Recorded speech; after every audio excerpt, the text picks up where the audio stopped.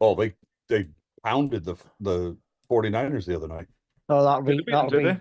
our Dougie B, who He'll be happy is then. yeah, he lives in Vancouver, so he'll be very happy. Well, we're live What right. about staying up? We've just gone live right now. So, Woohoo! hello once again. We're at home, the Mackems versus Geordies, and our good people from over the river. Hello, do you want to say hello, guys? Don, Superfan Dan, and Scott. Evening, guys. And Across the river, I'm across the pond. across the big pond. Good evening, Stu. Good and I- evening, Rob. Good to see you. Good and I evening, think Mr. Devlin. Don's- Good evening, Don. Good Don's evening. from the right side of the river, let alone the wrong side. Heaven, lad, aren't you, Don? No, I'm from Wallsend, mate. Wallsend. Oh, God. Yeah. Wow, You wow, used to then. work there. Laugh end. Well, we might as well start with the guests then. We'll a lot of disgruntled fans I've been reading on social media that 0-0 draw at Wolves. Scott, you popped in first, so we'll get your thoughts on it. What do you reckon of that, mate? 0-0, is it just a minor blip or what? I mean, we can't call it a minor blip when it's an away fixture again. We've only won 2 since Adam was a lad, so it's not just a minor blip, is it really? But we'll get it right at some point. I'm sure he will do it. Our Eddie and Jason. Just frustrating. Needs to take our chances. Striker's just not good enough at the minute. Strange. What do you reckon, Don, lad?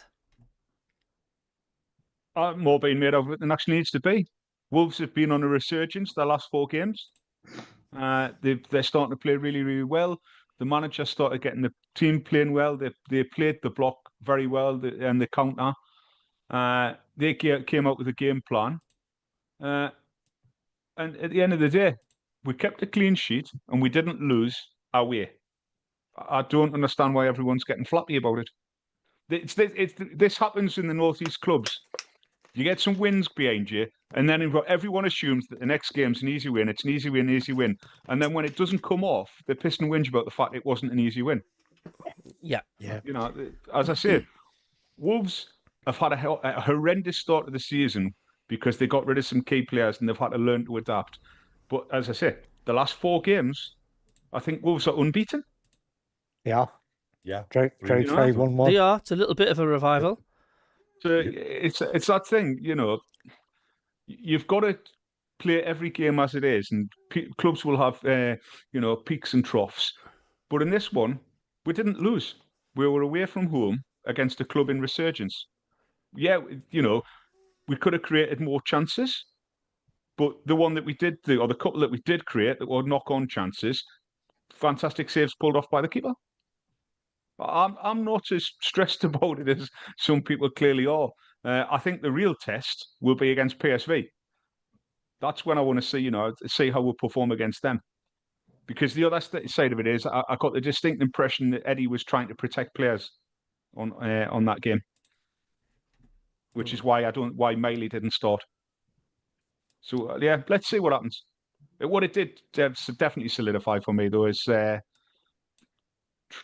Trippier's probably going to retire at the end of this season because he was super, super slow yesterday. I think Eddie had one mind in the back of his head yesterday that he had to protect against the counter-attack because Trippier was never going to catch. I think it's Guestros on the left wing. Yeah. And certainly I thought they sat a little bit deeper than they should have done. And that's why. And we didn't play on the wings either. There was not enough wing play, not enough crossing of the ball. There's Baz. Evening, Baz. Evening, Baz. And that's the end of the show. Thank you very much for joining us. Have you enjoyed it, lads?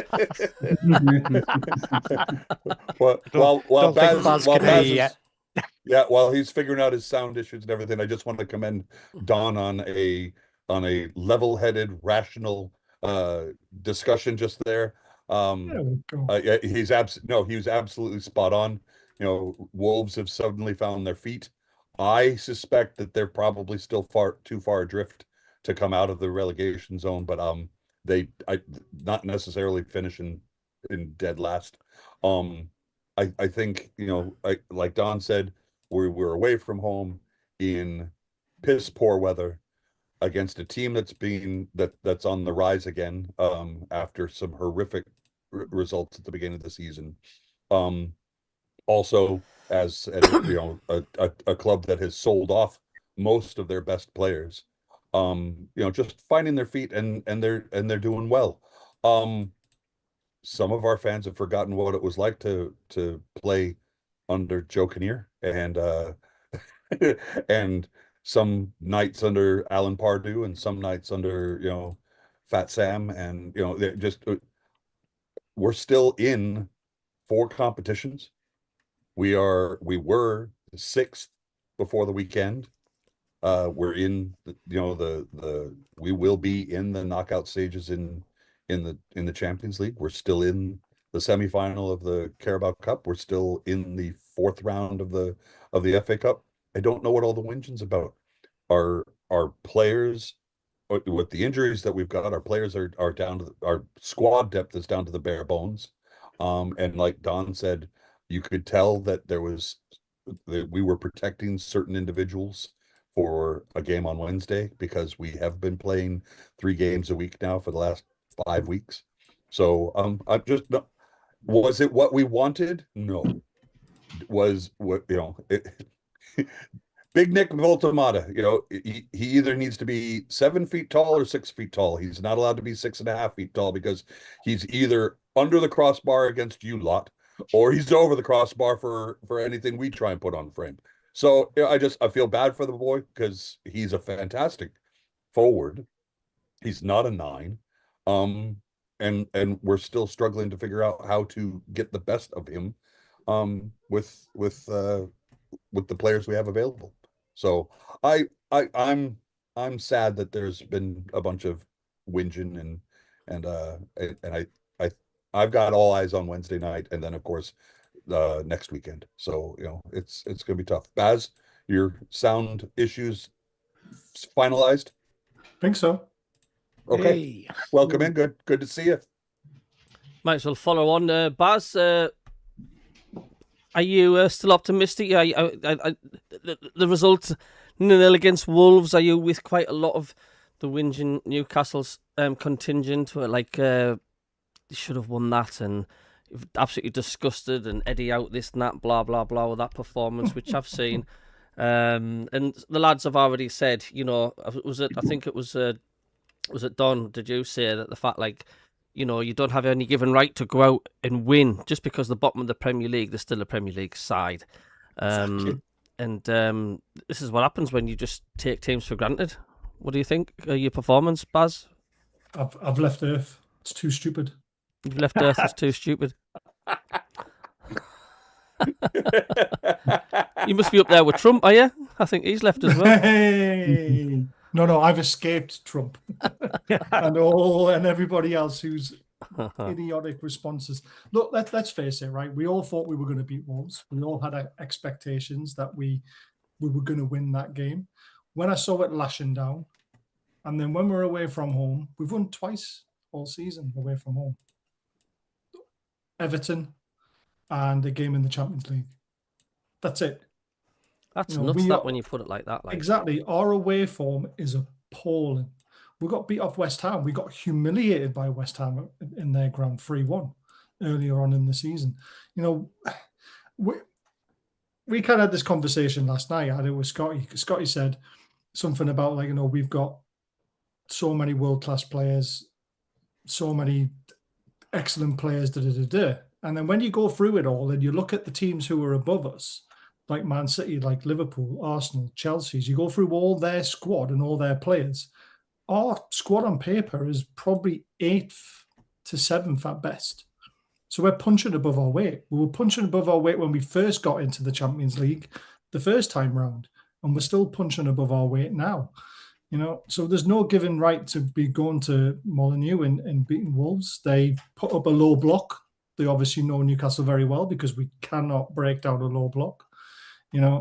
He's followed Arteta's footprint with the way that he set up his team, strived us, stopped us, and we just weren't fast enough and clinical enough on the ball. It's as simple as that. We should have went through the middle more. We should have went through Voltamada. We should have had our wingers inverted, playing off them, running in behind the defenders, flicking the ball around corners. Yes, it's not going to work every time, but I guarantee you we would have got 3 or 4 glorious chances if we just kept going at it. And we did it about twice, and then we stopped and give up. You should have scored right at the end, shouldn't you? Bruno should have scored, yeah. He lashed at it and panicked a little bit. Bruno at St James's Park probably puts that away. Bruno away from home, the pressure, he didn't connect with it. Tripps's free kick was very close. Like we said, Voltamada's header that just went over the bar. Joe Linton should have scored a header. He decided yesterday was the day he was going to forget how to head a ball because he probably had the best chance with his head. They never worried us really that much. They had a few shots on target, but they were all straight down Nick Pope. It was a very good clean sheet. Let's take the positives from it. We're still 3 points off fourth. So are we. Yeah, exactly. So are you. But mind the gap. 5 goals. Yeah, mind the goal difference. Mind the gap, 5 goals. Mind the goal difference. And how are you playing on Saturday? Yes. Let's have a quick catch up on the chat. Hello to Gary Hoyle. Hello to Dougie, the mod. Colin Major, how you doing? Hello to Gary. Hello to Kingfisher, how you doing? Is Stapleton evening all? I've got some questions coming from. Hello to Grindon. Where are we? Gary says their game plan was play 10 men behind the ball. Did you find that? Yeah, that's exactly what they did. They played the low block.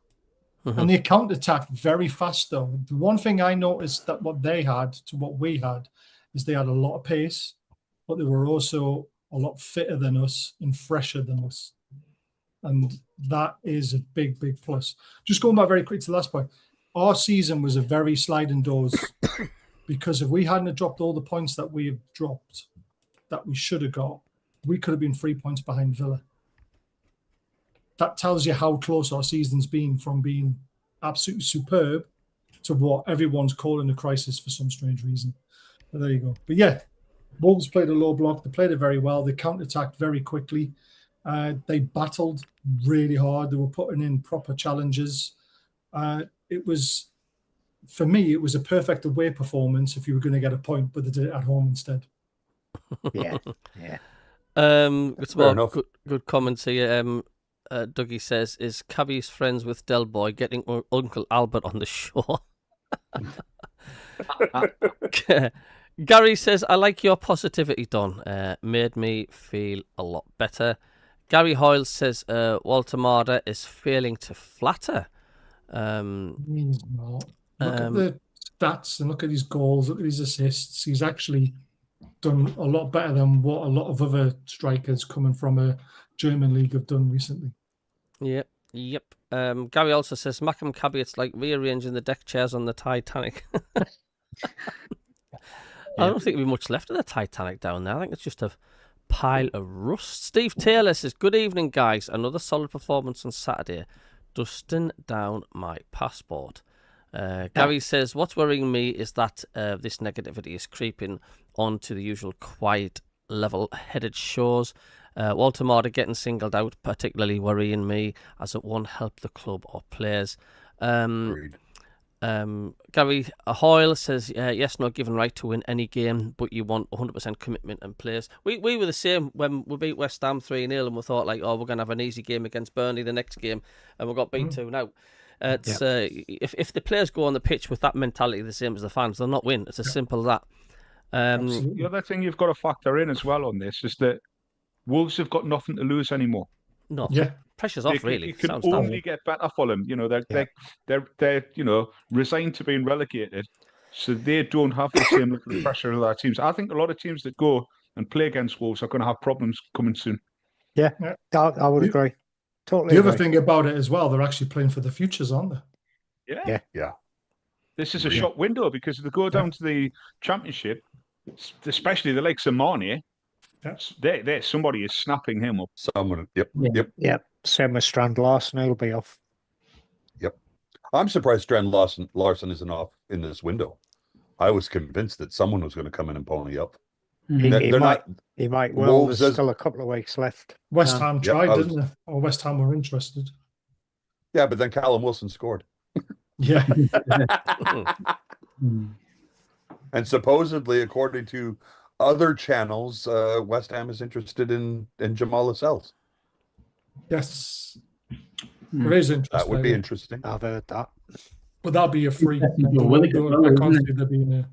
Stapleton a also 16 says team. it's a team game. Gary V says singling individuals out serves no purpose. Peter Harvey Agreed. says, hello mate, how you doing? He says, welcome guys. He says, Sunderland seems to go for Noah Lang, Dutch player, and could be a good signing and could help Brobby, and he speaks the same language as Brobby. What do you think? The Mackems supporters think, yeah, we'll get onto that. Like I said, I've just got in not long really, and I'm yet to sort of catch up. And finally, Kingfisher says, please like and subscribe. Cheers, mate. Gary Hoyle, Peter, believe what you want until that player's wearing the shirt and scarf. Yeah, that's very true. It is. Fair enough. Right, then, so onto the Sunderland game. I mean, we seem to be doing a habit. We seem to like falling behind, especially at home. What did you think of the performance, Rob? Were you panicking when the lads were 1-0 down, or were you? No, not you at weren't? all. We are, and we said this on Saturday, and we've said it virtually every Saturday. We are not the first 30 minutes of the game team. We do not normally bother to turn up for that 30 minutes. After that, we dominate games. We did it against Man City when they went 2-0 up in the first 20 minutes. And yeah, they scored a third one, but we didn't disgrace ourselves. We took the game to them after that. But it was that first 20 minutes that did us.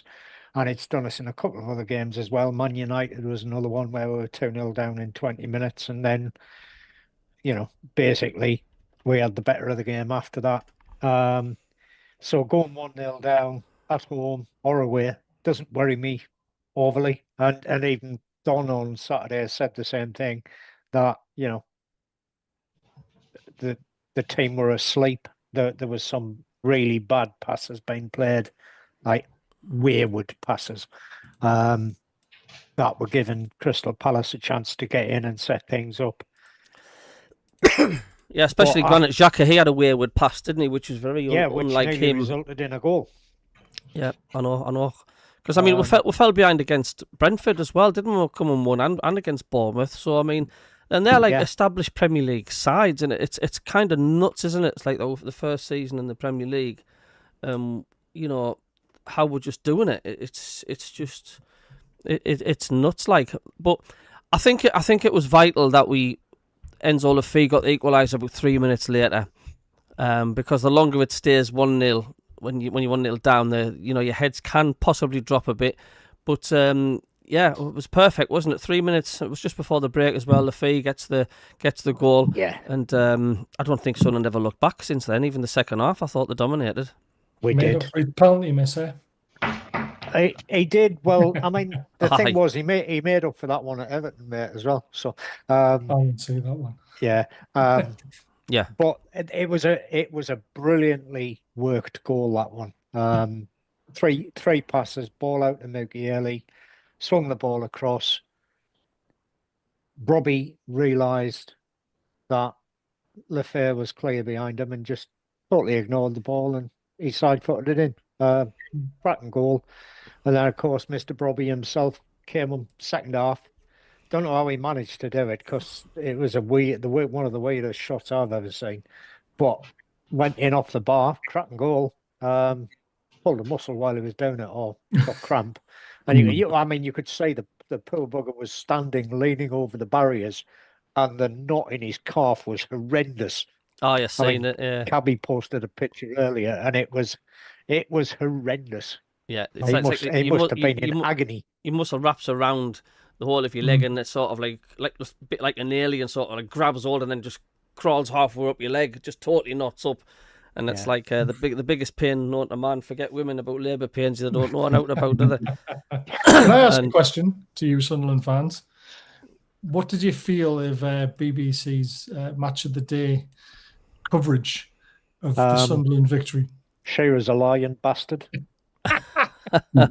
That's what I felt. He claims it was the producer, and yes, I can see the argument from the BBC's perspective, because they hate anybody from the northeast other than Shearer.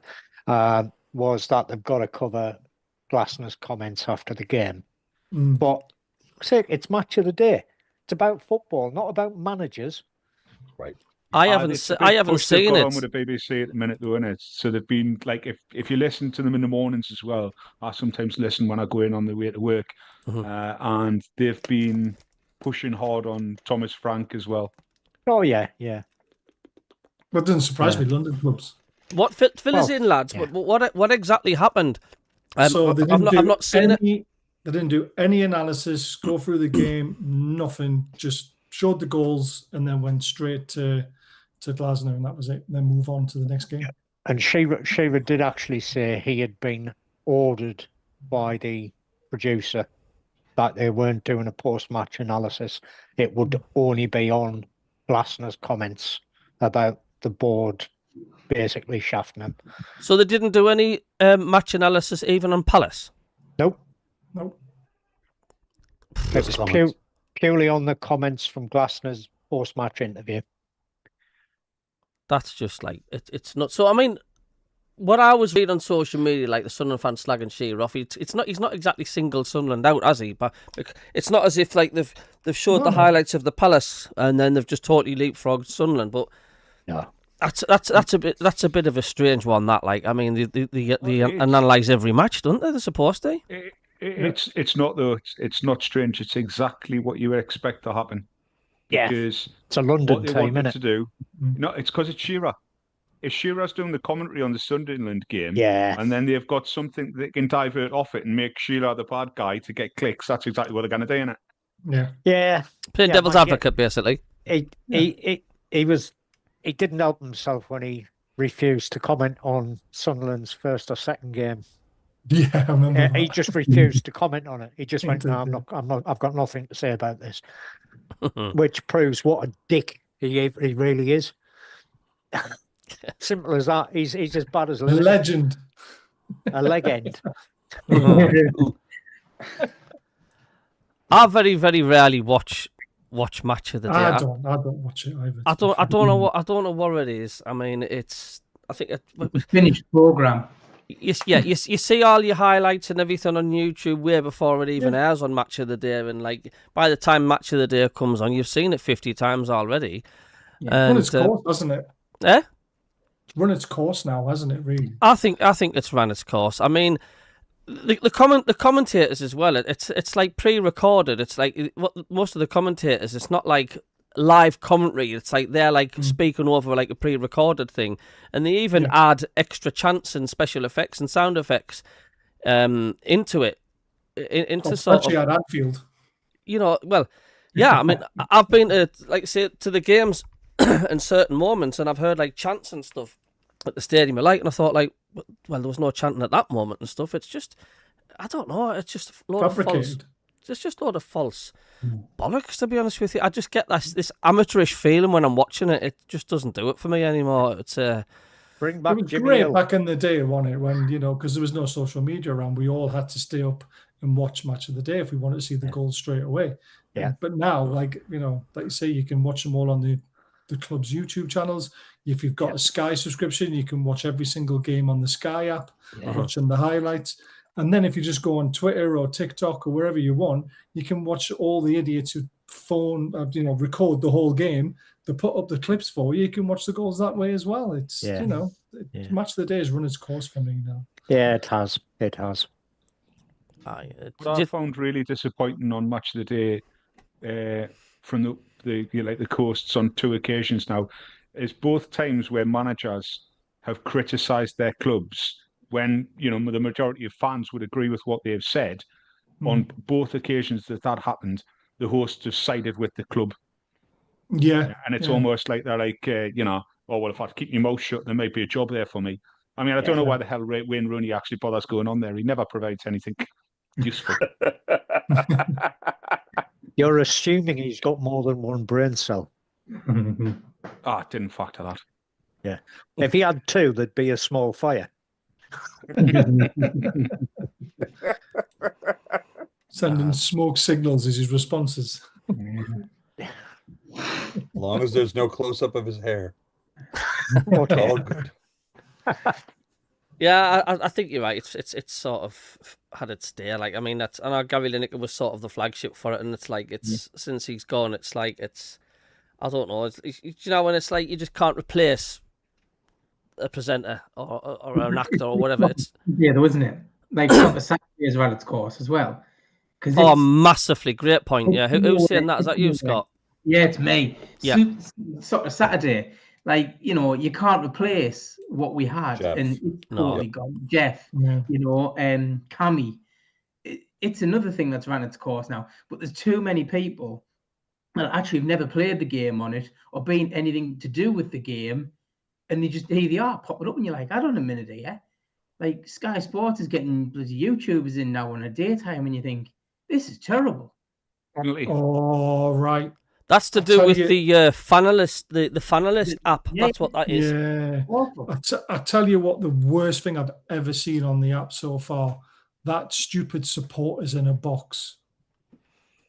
Have you seen it? Oh, where they take. It's the worst idea ever. You know, they've got the Manchester derby, right? And they put 3 Man United fans on one side, 3 Man City fans on the other side. They don't watch the game. They get little clippets of it, and then they get told the result at the end of it. Could you imagine putting 3 Newcastle fans and 3 Sunderland fans in a box and saying you can't watch the game? Fuck no. Hell no. There might be fisticuffs. Just Out United because they couldn't watch the bloody football. Well, exactly. There's nothing to fight over. No one knows what's going on. I mean, they showed a clip of the a freeze frame of what should have been the red card, and then they're all going off on it and that, and then they're just waiting to be told the final result. It's just like, right, if someone offered me a chance to be on Sky to go in a box when Newcastle play Sunderland and I couldn't watch the game, I'd send them. I'd tell them where to go. You know, I want to watch every single second. I want to be having a heart attack every time you get near our goal. I want to be jumping out of my seat every time we get near your goal. You know, I don't want to miss a single second of that game. Why would you put yourself through that? Baz, do you fill in the player reviews and stuff at the end at the end of the game's predictions on the app and stuff? It's got all that on it. No. I was just going to say, was there a buffet, like, you know, prawn sandwiches and stuff? No, they were literally standing in a box with like Greg's green pasty floor with a white line down the middle of it. Greg's pasties, that's right. Yeah. No, thank you very much. No. Did like a celebrity, like this, a Big Brother or a friggin' whatever you call them, type of feel to it? Do you think they're trying to bring like a modernization to it, and it just doesn't go? It isn't going to work. It's the worst idea ever. I'm sorry. If we it's see Sky any Sports YouTube, thing. Yeah. Is this They've the done app? exactly Is this the the same app on you're talking F1. about? Is this the app you're talking? This is actually people on Sky Sports on Super Sunday. Remember when they used to do the fans commentary?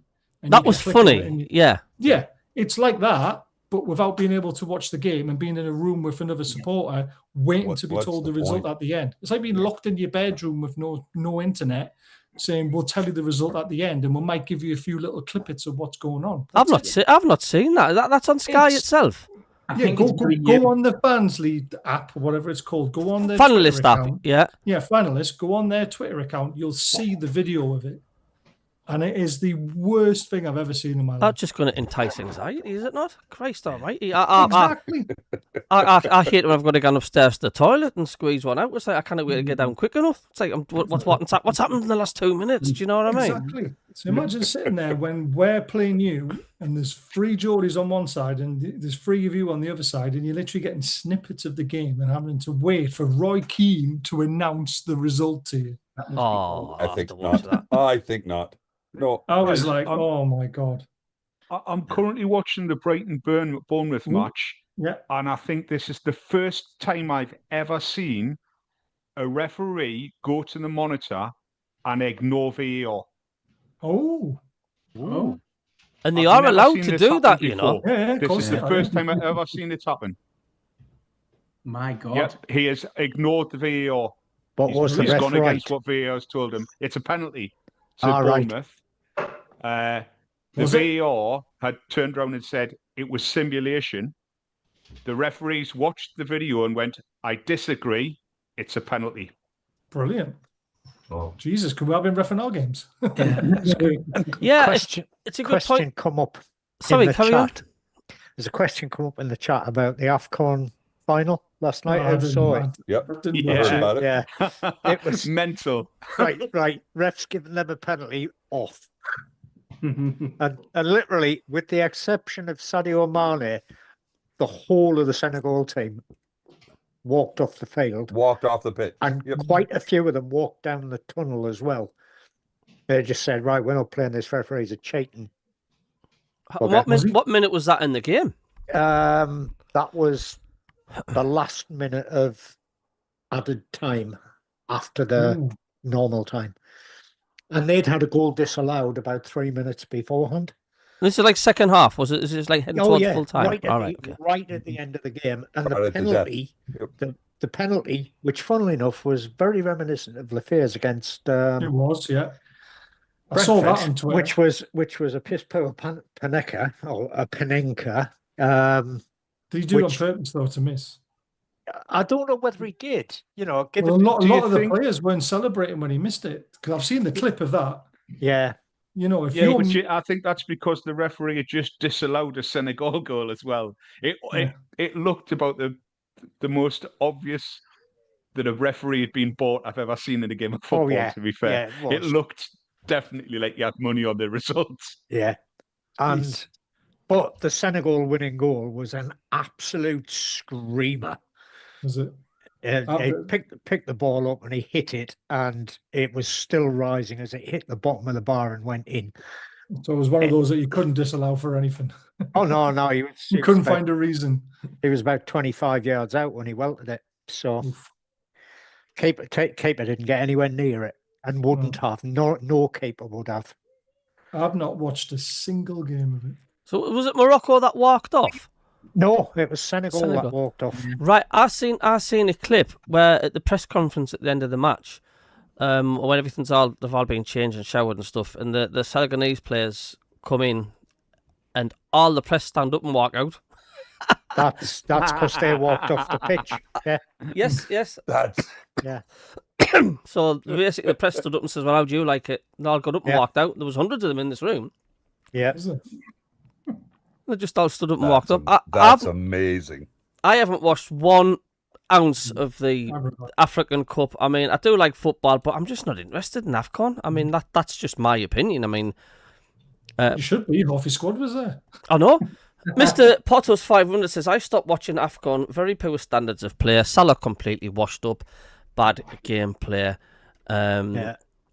And the ref was later found tied up in the locker room. Yeah. Right then, you lovely Geordies. Are you up for a couple of questions? Oh God, here we go. Go on. Yep. These are easy, right? These are. Oh, here we are. That's what he said last time. Right, get asked about the construction of the stand this week, aren't we? Yeah. No Google. What's the inch of the grass growing on the pitch? Right, in 1902. Well, no, sorry. No. My era. These are easy. Oh, yeah. Don't let the grave fool you, lads. Come on. Graham Souness was brought in as manager. In what season? Yeah, what season? 2004, 2005. That's what you're going with. Anyone else?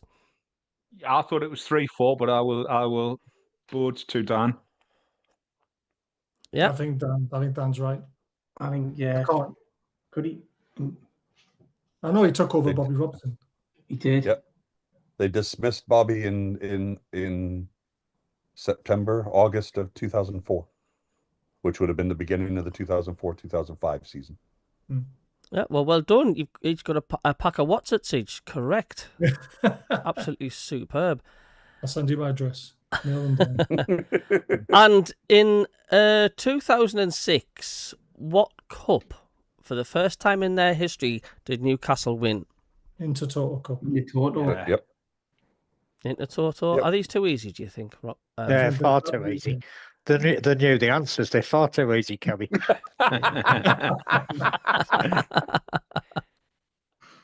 Oh, dear Scott me. Parker lifted So it, no, didn't so the other day we were thinking, we were talking offline, how many different players in our lifetimes, I'm talking about us collectively, lads.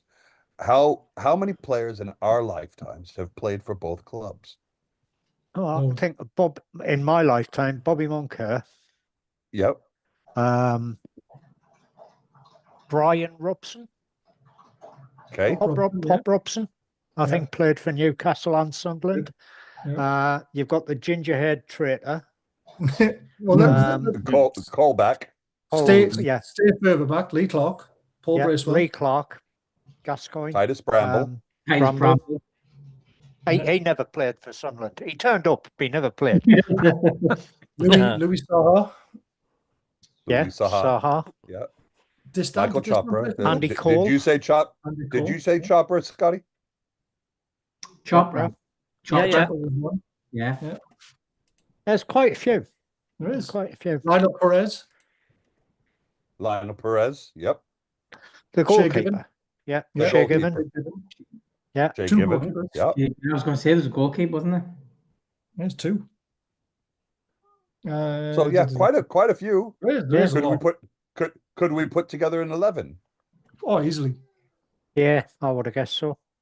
Yeah, No, but I mean in their proper positions. I'm not saying almost, take young Chopra and put him at left back. I mean, No, we should be able to. Oh, isn't he Lewis Miley?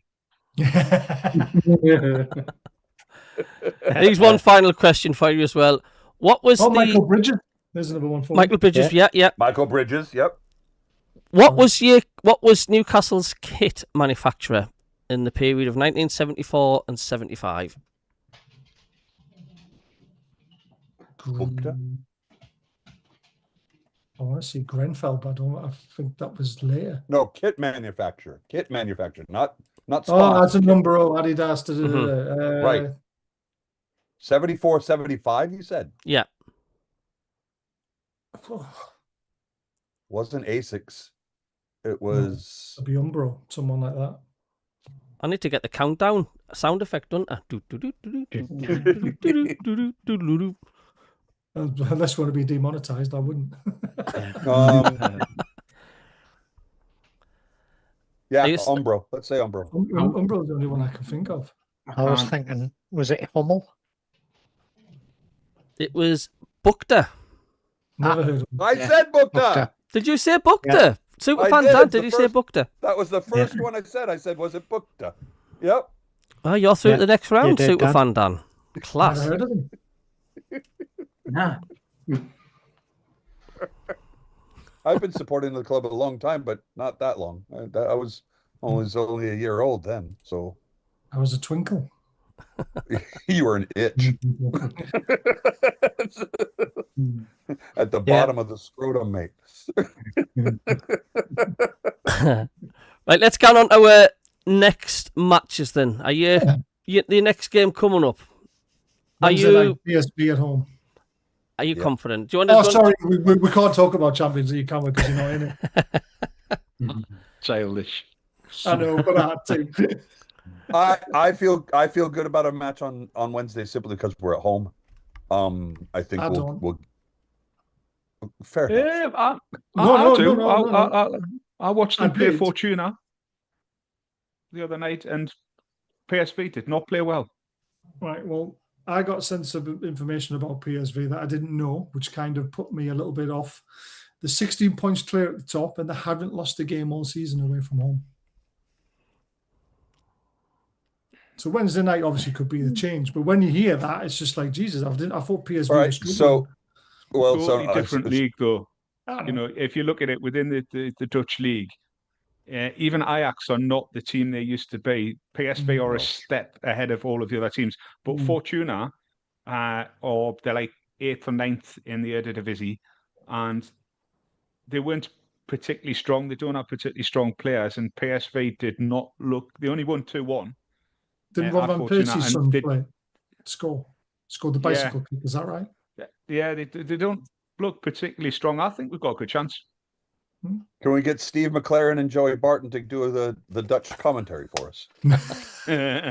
No, Joey Barton was French. Oh, that's right. What Joey Barton's I just remember seeing Steve Claridge's jaw drop when he heard McLaren speak. That was hilarious. Honestly, it was the best thing we've ever had, wasn't it? It was like a gift from God, that one.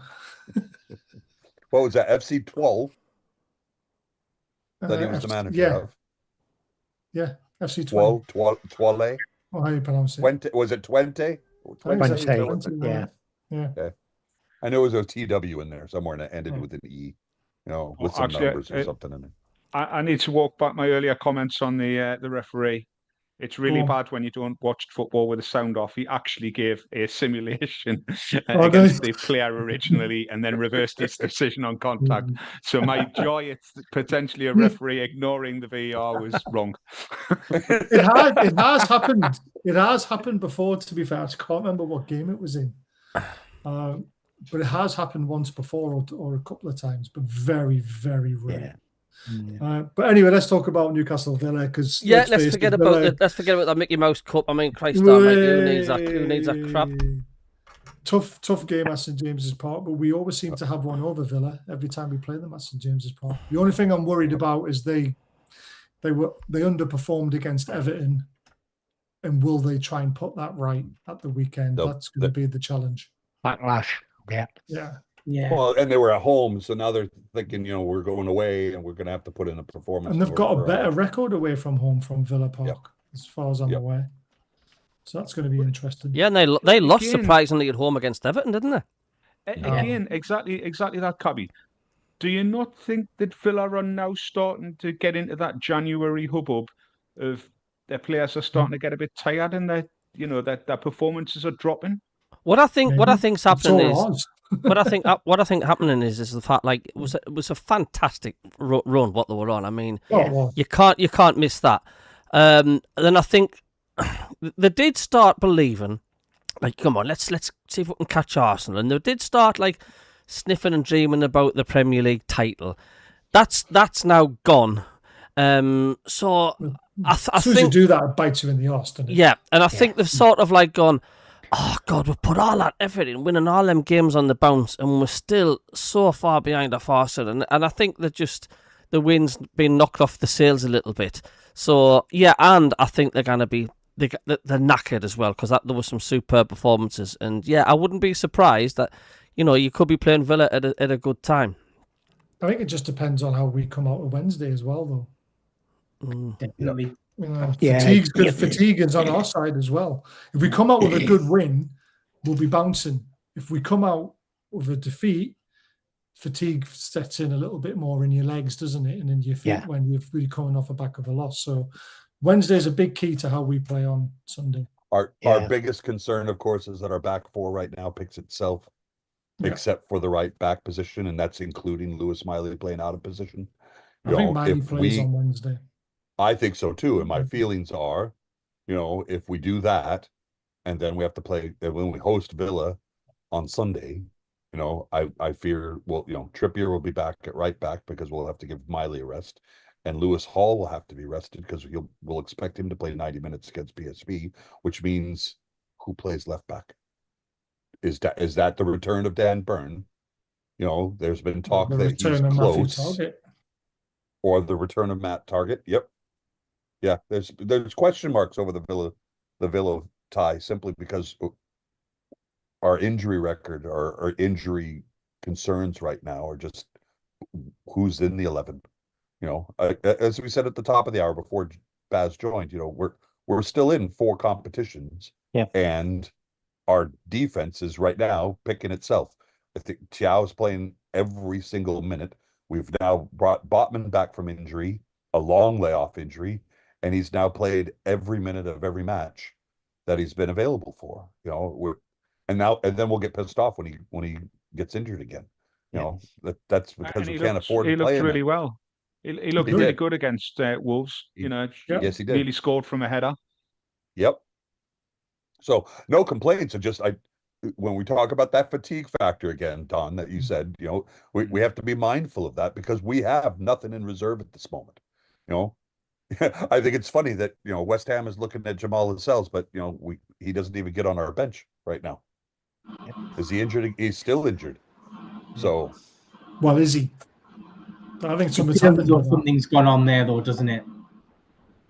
feels like it. It feels like something's gone on there that we don't know about, because why isn't he putting him in the team when we are absolutely desperate? Yeah. Oh, Bournemouth are winning 1-0. Yeah, it's a really good game. Really good game.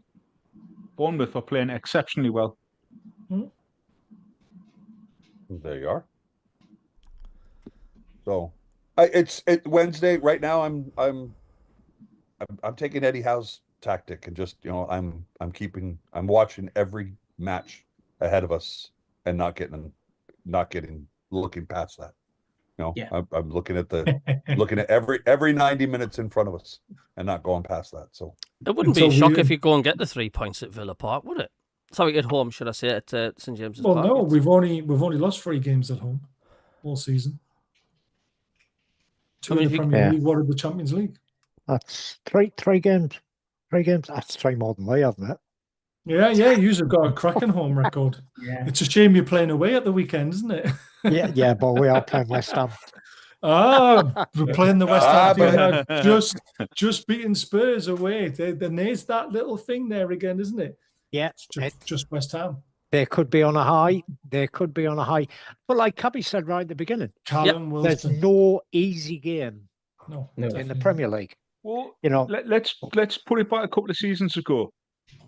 You're playing Newcastle. Newcastle were bottom of the table.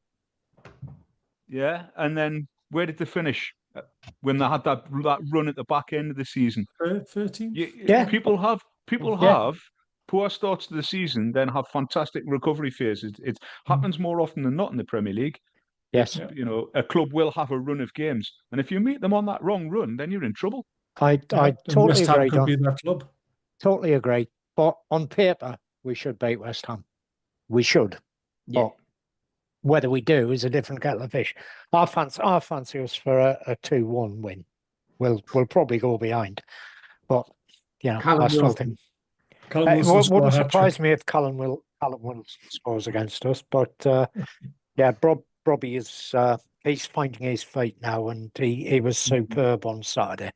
He just ran their defence ragged, and they couldn't get the ball off him basically. And he was doing what he was brought in to do, which was hold up play. Question for you is, do you really want Europe this season? Nope. I don't. No, Oh. wow, that was quick. No, no. too much of a distraction because if you think how many Champions League games do you guys play? All right, John Smiles, how we it doing? 8, and that's before you get into the knockouts. Yeah, before we get into the knockouts. And how many Mickey Mouse Cup games have you played? Quite a few. And the FA Cup, Played 1. you're going to be playing, 60 games this season, something like that? Potentially. And you've currently got an injury list as long as you're on. as long as Bobby's arm, and that's quite a long arm because he's a big lad. It's we would need another team to play Well, this is alongside why the one that I we've asked the got. question. What because you're all, you're getting a week's rest, you're getting all that time on the training pitch to build up to the next game. We were better when we had that as well, because we were able to put that intensity into our games for 90 minutes, where at the moment we got to pick and choose when we do it. And we're also not getting all that Eddie Howe magic on the training pitch at the moment, because they don't train as often as what they used to. So it's great that you're doing well, but if you do get that European place, like I say, your squad depth needs to be much, much better, because you've seen what's happening to us. You saw what happened to Villa last season as well. Yeah.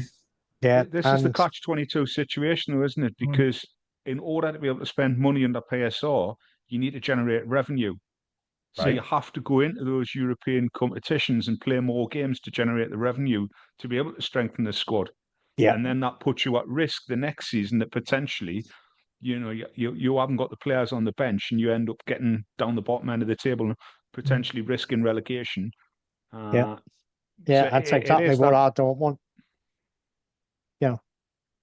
Establish ourselves in the Premier League. Yeah.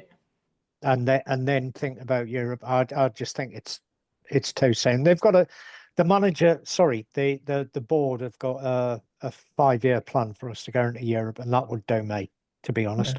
And I that's know how it there'll be should a be lot done. of Sunderland fans saying, Rob, you're talking shite. You know, we'd like to be in Europe. Yeah, the last time we were in Europe, I think the Vikings took us. You know, I can remember it. I was there. But there's always a danger as well with promoted teams.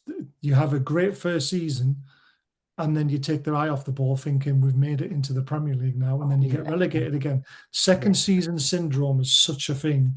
Yeah. That's what you've got to be very mindful and careful of. Yeah, absolutely. I totally agree. And it's one of the reasons why, you know, perhaps don't want to overachieve this season, because, you know, second season plus playing in Europe, you're going to be running the squad at the edge of their capabilities, basically. So basically what you're saying is you want that gap to grow. Just the gap to a certain team. Yeah. You want it to grow, because we're going to keep going up. No, that's not going to happen, mate. Oh, it is.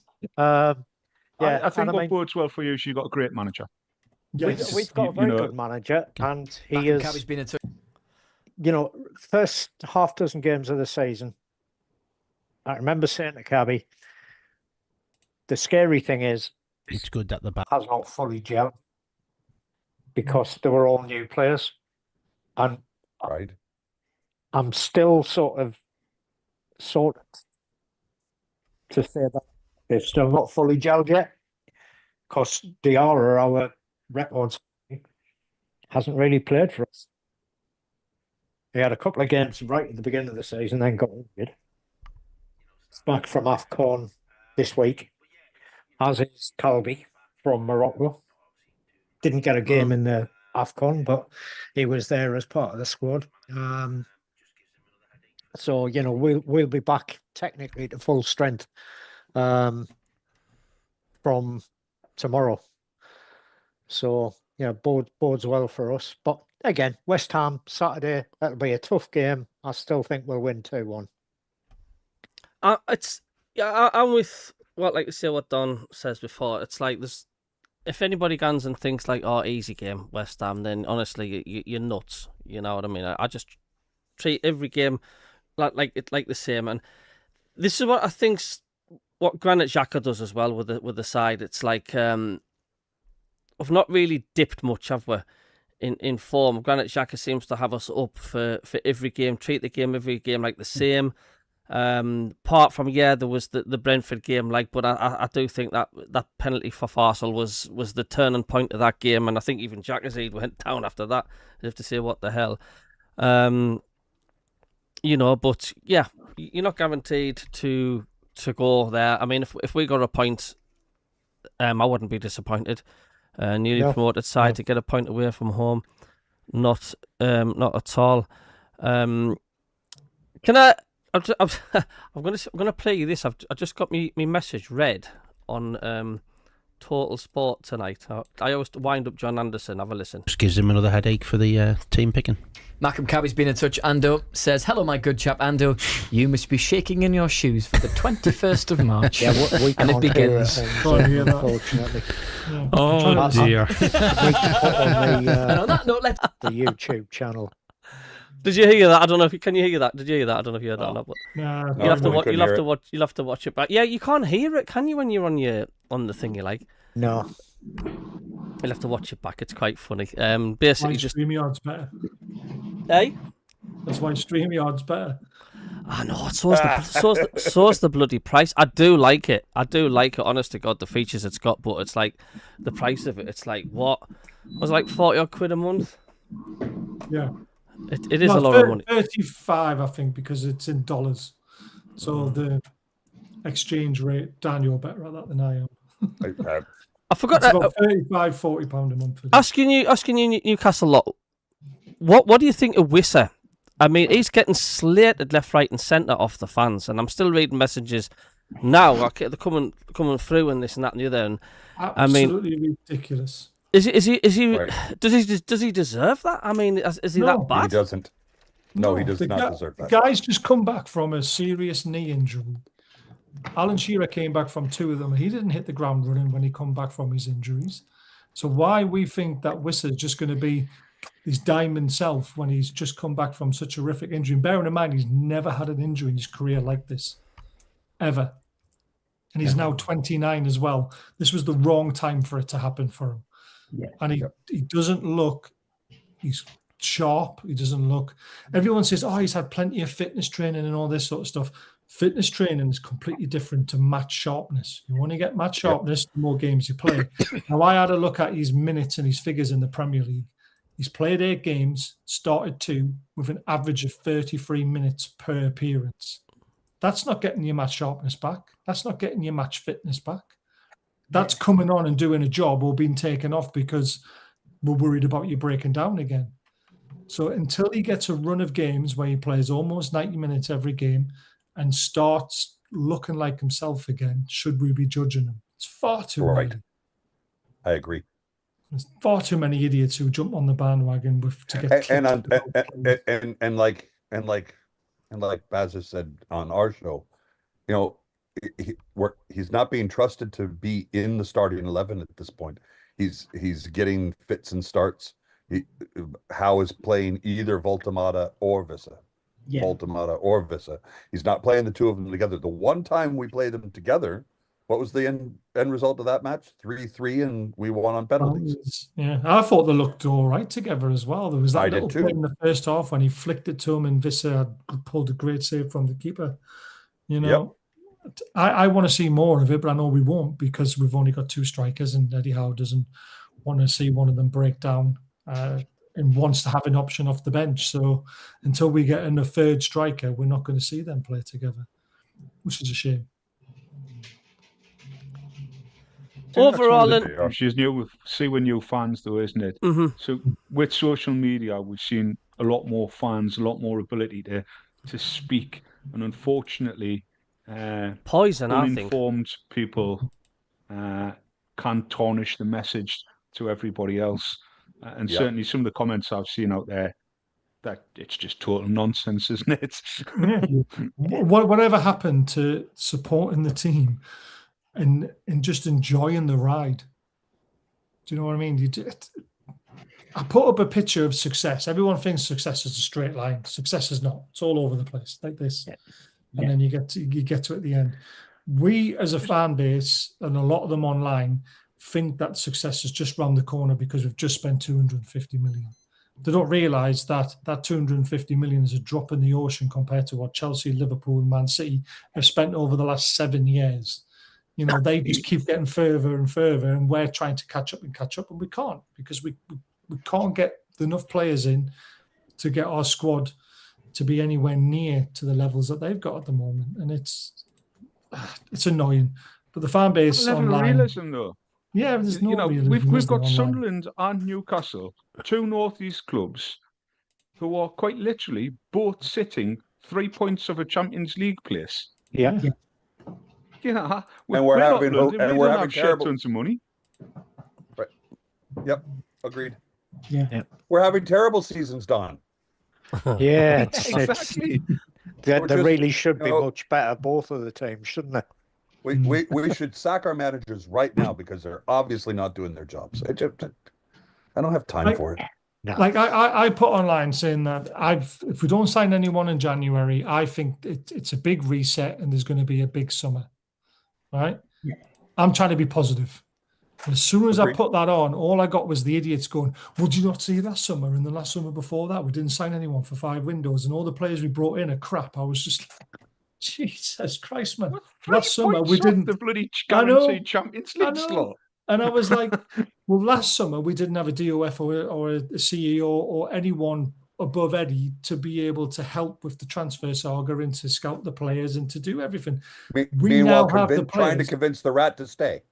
Yeah, exactly. Yeah. It was an absolute shambles, the transfer window in the summer. So now we have all these right people in place, Scott Wilson and all this sort of stuff. They all seem to be doing the right things.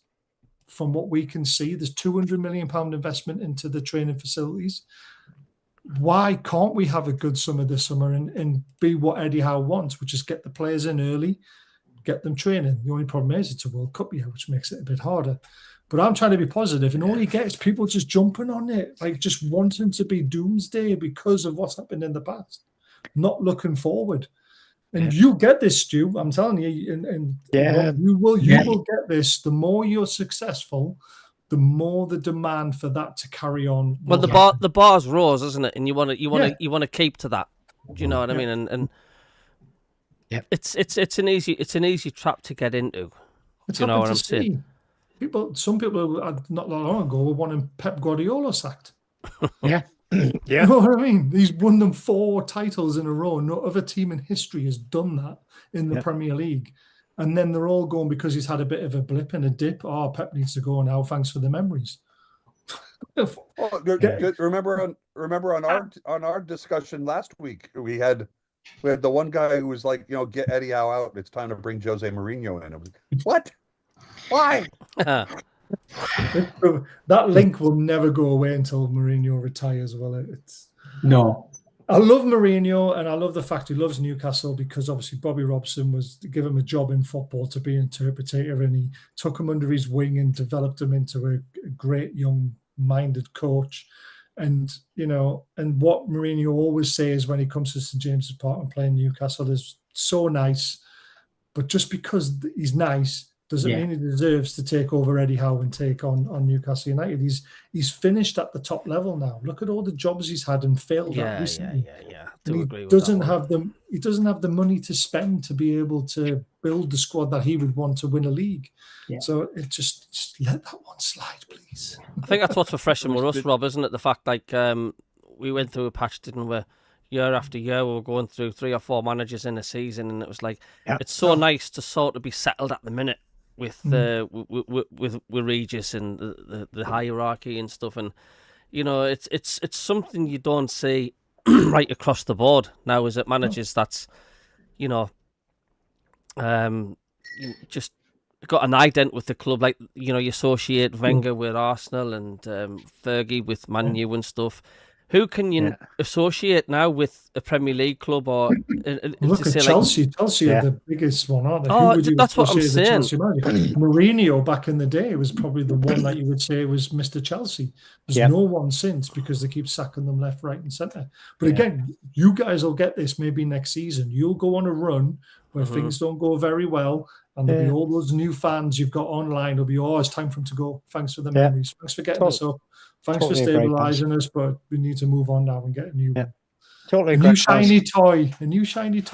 If you think about it, though, if you look at, you just point out, Wenger's running Arsenal, but look how long Arteta's been there. Yeah, that's a club that just give them time and they'll come good. And he was hanging on his shoestring, mind done, wasn't he? He was, yeah. He was, but they stuck with him, and he's come good. And he's a decent manager. And it's clear to see. But you look at Spurs, I mean, they change the manager every 5 minutes and then wonder why they're not getting any progress. Yeah. Before we wrap it up, because I think you've got to get off, haven't you? You're going to get your Spider-Man pajamas on, Baz, off to bed soon. Yep, definitely. Got a lovely. It's my 5th one in a row. My last 12 hours. Oh, is it Voltamara pajamas you've got? One of the. No. Is that the one with black white stripes with red and white underneath? You don't even want to know what I wear to bed. You don't want to know what I wear to bed. No, you're right, Baz. We don't. You don't. I'm just going to have a quick rundown with the messages in the chat. There's been loads and loads coming in. I've not been able to. This is why StreamYard's better, because you can put them up on the screen when we're talking. I know. And honestly, I'm going to have to look at the price plan. I didn't realise StreamYard had all that. Do you know what I'm saying? But Donald agreed. Don, you enjoy StreamYard, don't you, when you're on our Yeah, it's good. I think it gives you a lot more ability to manipulate your data and, Well, I'm paying $14.99 a month, I think, for what you call it at the minute. You can tell. You keep disappearing. That's their. I've just first time I've used it, like say that's their background thing. Do you know what I mean? And it's like You've got to have good lighting for it to work. Yeah, I'm going to get a green screen though. I'm going to get like one of them. You don't need one. You don't need one. Pull See, down why pay for a green screen when you actually get it on StreamYard for free, part of your package? Yeah. The green screen like this in the background you've got now is a green screen. You don't need to buy one. You just need good lighting. If you put a green screen behind you and don't put good lighting, you'll be doing exactly the same thing you are now. You disappear in act. It's just me headphones. It's weird. Yeah. No, it's your head as well, mate. Maybe I've got to stop waxing my head. Probably.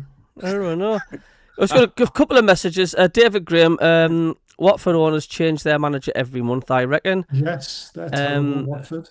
Ain't no stopping us now, says Freshy. I'm in the loo. Some misheard lyrics from Cabby. Everybody's taking the mick out of my misheard lyrics that I'm posting up at the minute. Goodness me. You sent me one of them. I was just like, Jesus Christ. You want to hear me latest one, me Bananarama one? I'll send you.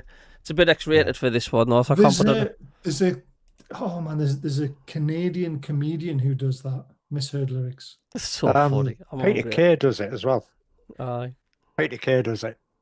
I can't remember. Was it one of them, Shania Twain's? Do you want to kiss me cock at night or something like that? Have you seen my latest one, Rob? Have you seen the Bananarama one? I have.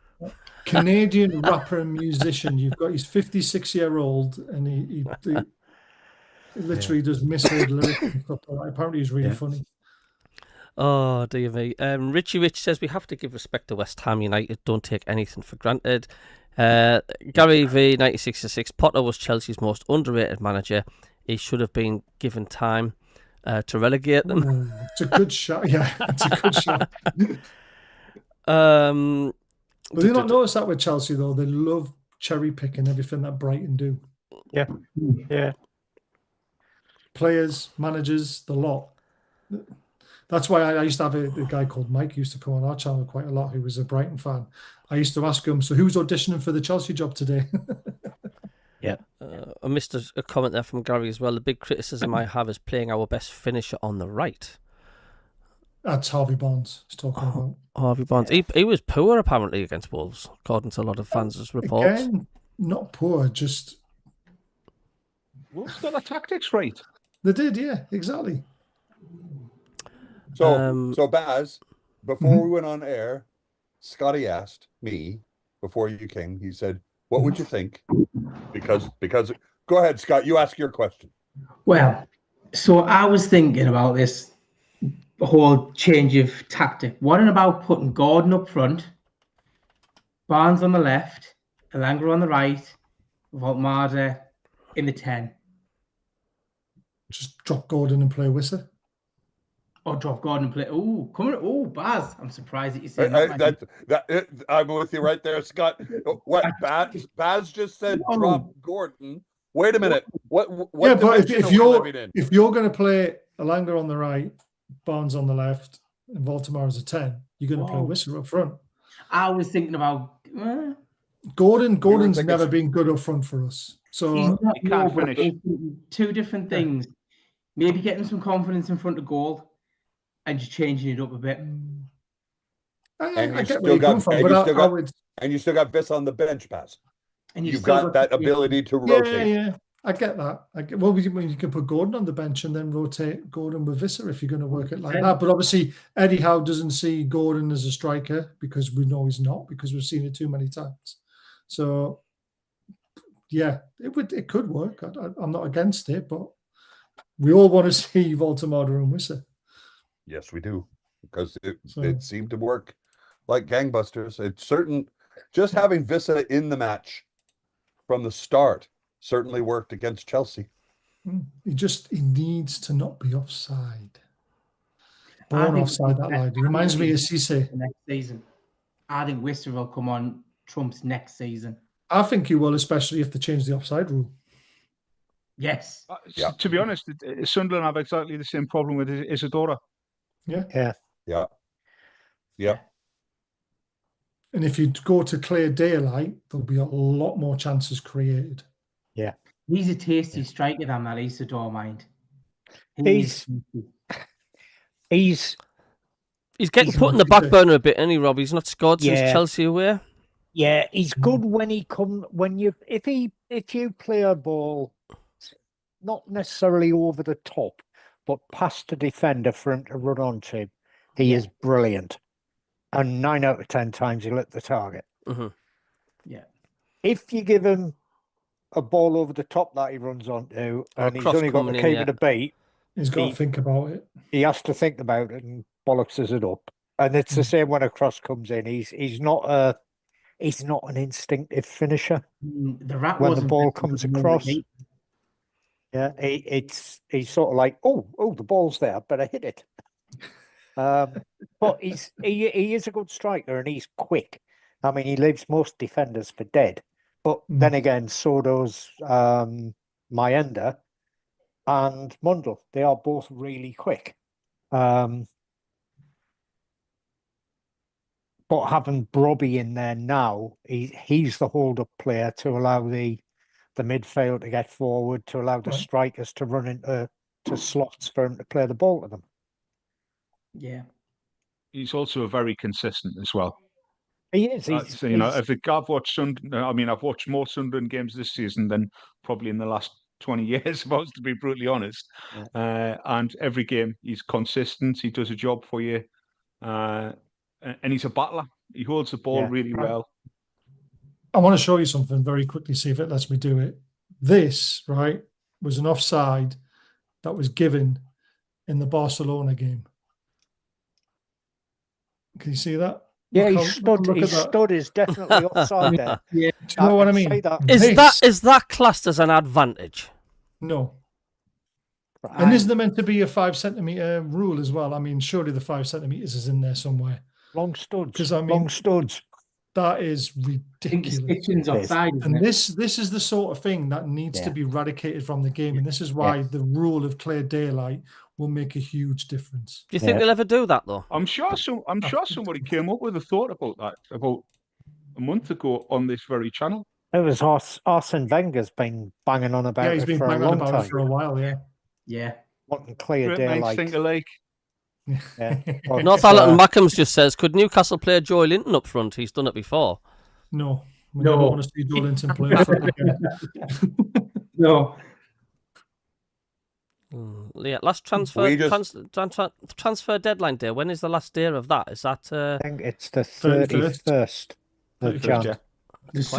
Normally 11 o'clock at night. Like 14 days to go, isn't there? Yeah.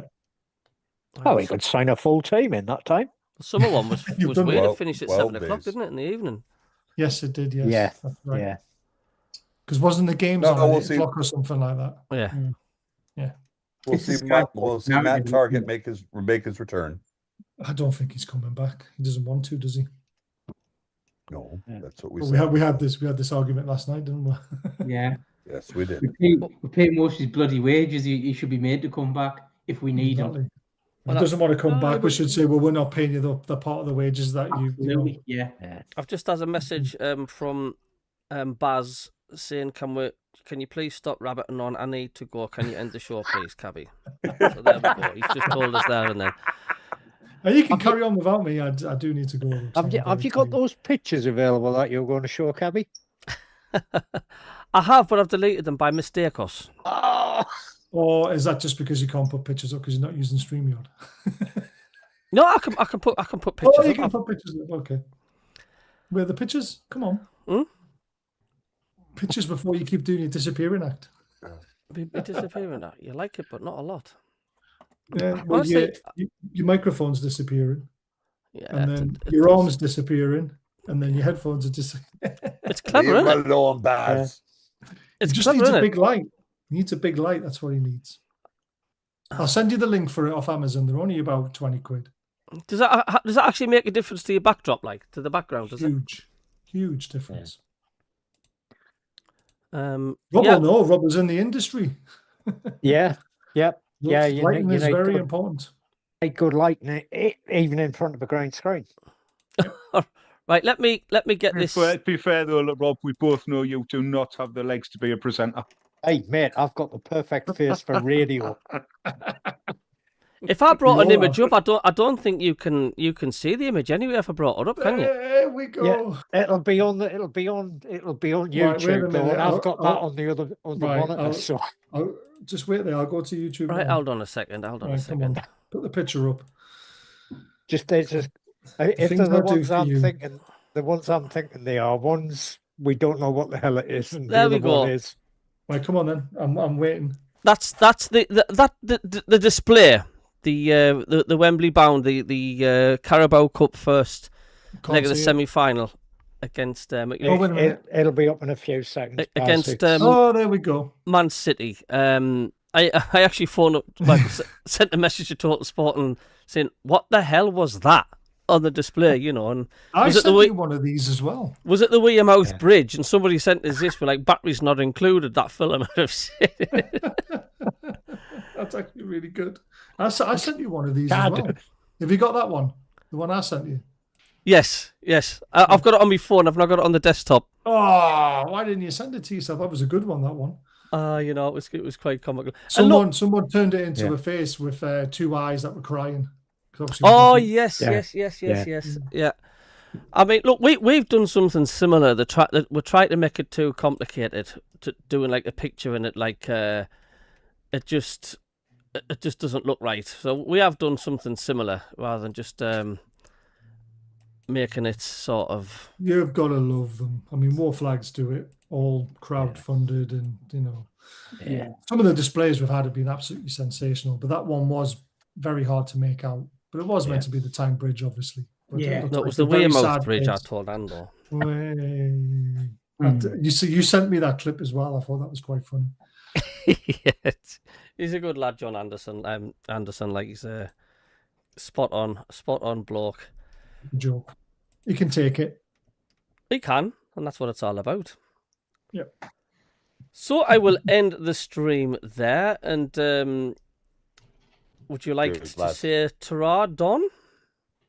Yeah, everyone will have a great week. Hope you have a good game on the weekends. I won't get to watch any of this weekend's football, unfortunately, because I'm off curling. Curling. As it seems. Curling. Curling your hair? Yes, he's curling his hair. That's what it is, isn't like it? the ice, like the ice and broom thing. Yeah. Yes, correct. My child, or my eldest child, has decided that we're having a family weekend, so we're going curling.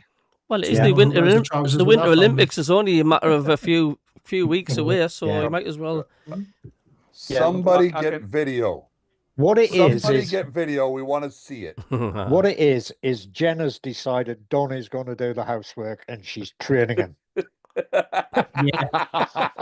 So, as you know, Rob, I have 2 girls. I am quite literally outvoted in this household. Of course, mate. So I have 0 chance of ever getting anything through unless I give in at least 70% of the time. Yep, absolutely, mate.